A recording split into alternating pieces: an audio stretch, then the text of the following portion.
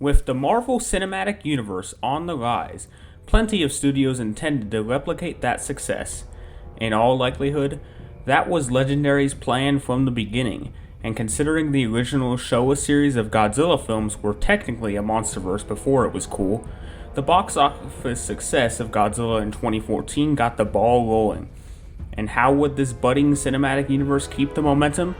Is there even a monster in cinema whose popularity is comparable to Godzilla?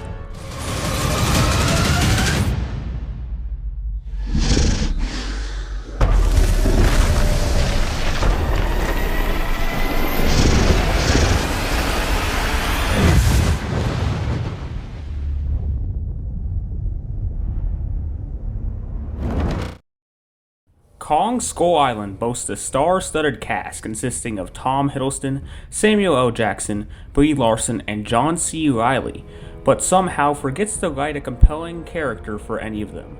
However, this isn't so bad, as the film manages to put them in interesting enough situations that you don't really notice until it's over. Everyone has pretty good performances, and the lack of depth doesn't really take away from the spectacle.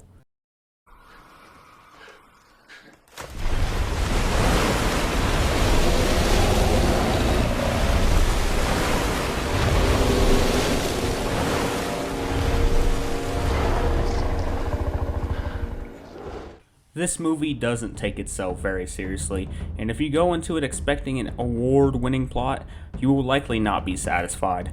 However, in contrast to the former entry in this Monsterverse, there is not a dull moment to be found here. I was entertained throughout, and that's all I can really ask for.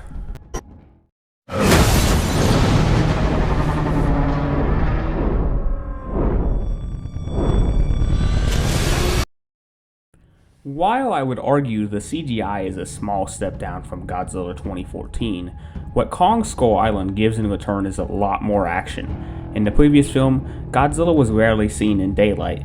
That is not an issue here, however, as they were not afraid to show Kong in all his glory, and it is still quite breathtaking.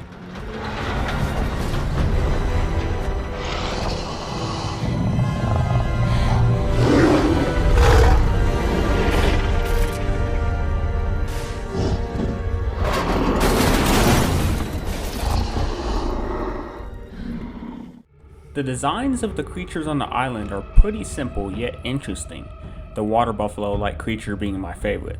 The main antagonists, the skull crawlers, do come off as quite intimidating and generally serve the film well. I prefer them over the Muto designs personally, but that's all I can say about them. Kong on the other hand looks great here. In the past he has always been designed as a traditional gorilla, just upscaled.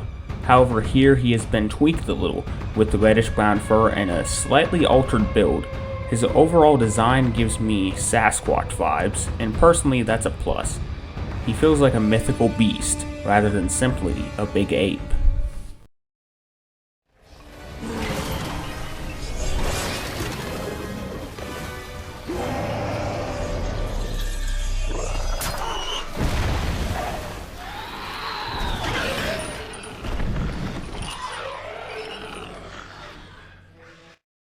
Kong Skull Island is no masterpiece, but it is certainly entertaining.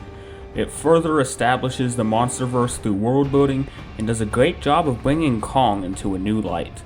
Overall, I would rate it a solid 8 out of 10, because despite its faults, there is a lot to love here. Thanks for watching, and make sure to stick around, because we still have one more stop in this retrospective before Godzilla vs. Kong hits theaters.